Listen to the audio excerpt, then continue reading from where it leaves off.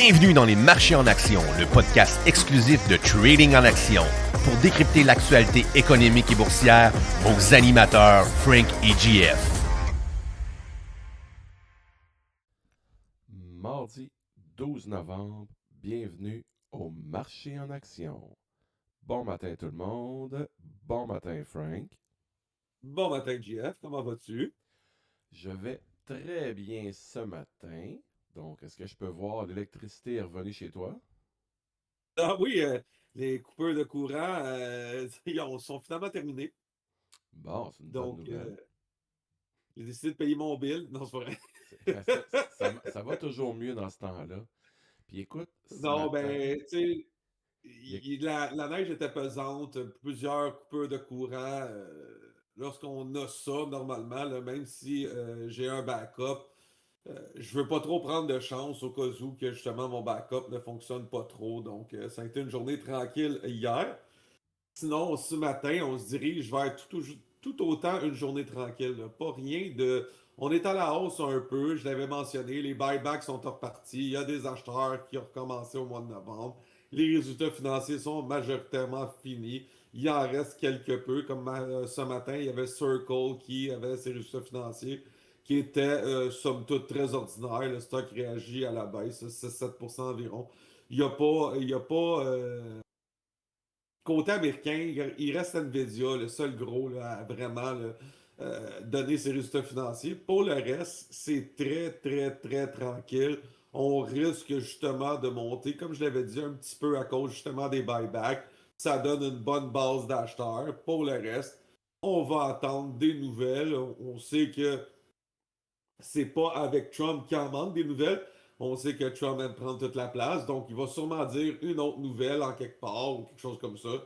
Donc, je serais pas surpris. Je serais pas surpris d'ailleurs en lisant différents articles hier soir sur x.com, comme quoi la Chine ne pourra probablement pas atteindre son quota qui avait dit de 12 millions de soybeans, de soya arrêtés pour la fin de l'année parce qu'ils sont déjà en offre excédentaire, ils en ont déjà en inventaire beaucoup, beaucoup de millions. Donc, il y en a qui disent que ce serait surprenant que la Chine puisse acheter autant de soya américain. Et ça serait surprenant aussi qu'ils payent 140 pièces la tonne quand le Brésil charge 460. Donc, oui, à un moment donné, il y a un coût genre politique au tarif.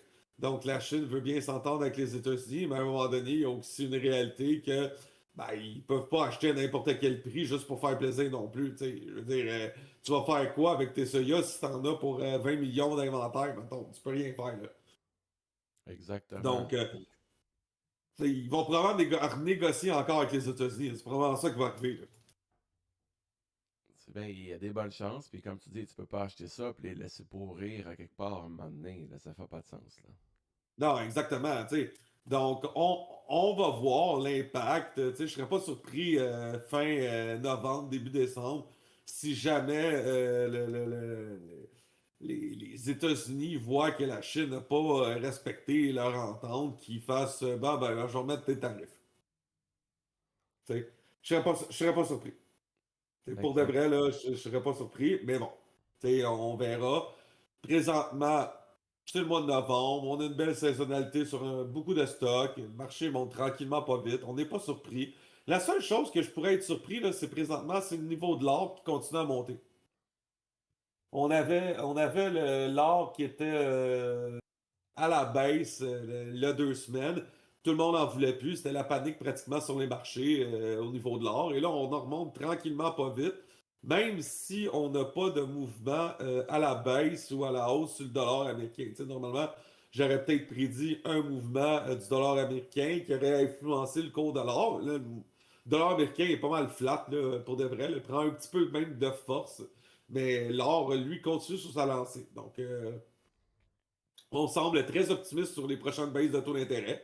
Peut-être pour ça que le niveau de l'or monte. Mais sinon, c'est quand même surprenant. Surtout que les autres commodités suivent un peu. Le cuivre, le silver suit aussi. Et là, ce matin, le Bitcoin, un petit rallye.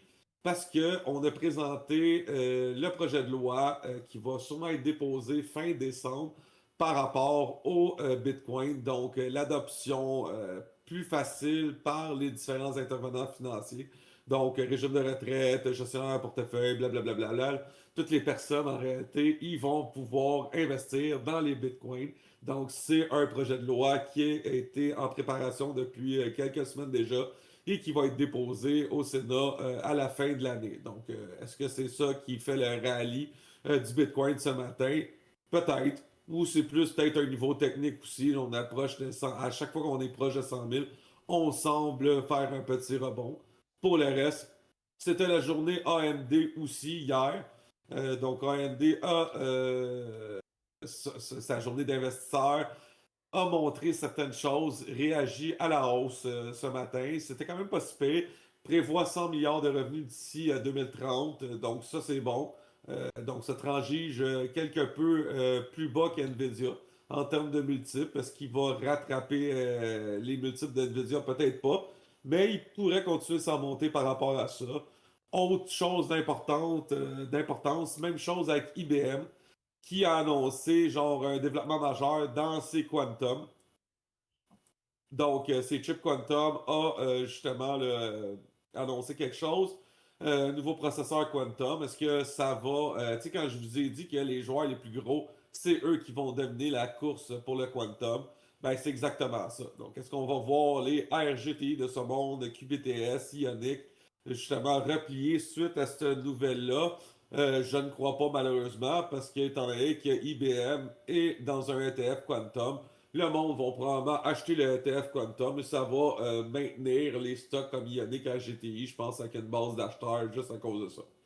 Donc, il y a ça. Mais il y a une loi aussi que Trump veut signer pour très bientôt qui va changer aussi beaucoup de choses. Par exemple, si le projet de loi passe comme il est présenté, les ETF n'auront pas de droit de vote aux assemblées des actionnaires lorsque ça va être temps de voter pour certaines choses.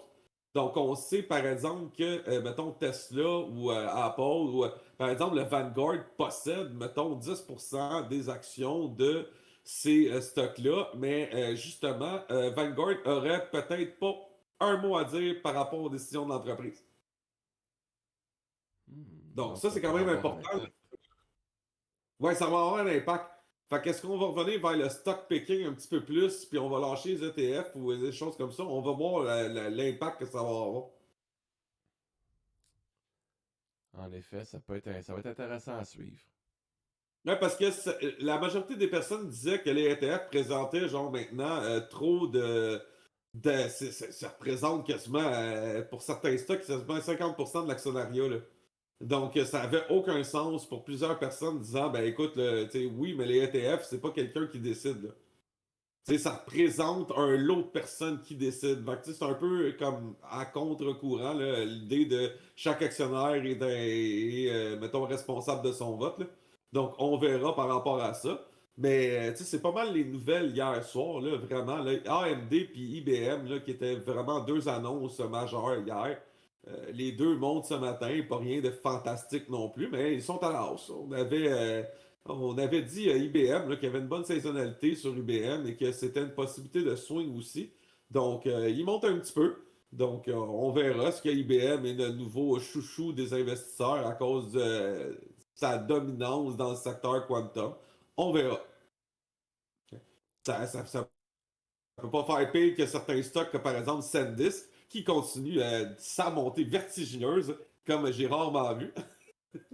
Et rappelons que SanDisk est une des composantes les plus représentées de l'ETF Meme Stock. Donc, le ETF Meme, SanDisk a une forte pondération là-dedans, et donc ça continue à monter. Je ne sais pas jusqu'à où qui va arrêter. Écoutez, il était à 115$, je pense, il y a une semaine et demie, il est rendu 275$. Et ça va faire le tour de la Lune avant de revenir. Exactement. Tu sais, oui, c'est le secteur de l'intelligence artificielle. On produit de la mémoire, donc on n'a pas le choix d'avoir ça. Mais à un moment donné, il faut que ça aide l'évaluation aussi, là. Tu sais, fait que, à un moment donné, genre, ça bon beau monter de façon vertigineuse. C'est quand même juste des producteurs de pièces, là. C'est pas une technologie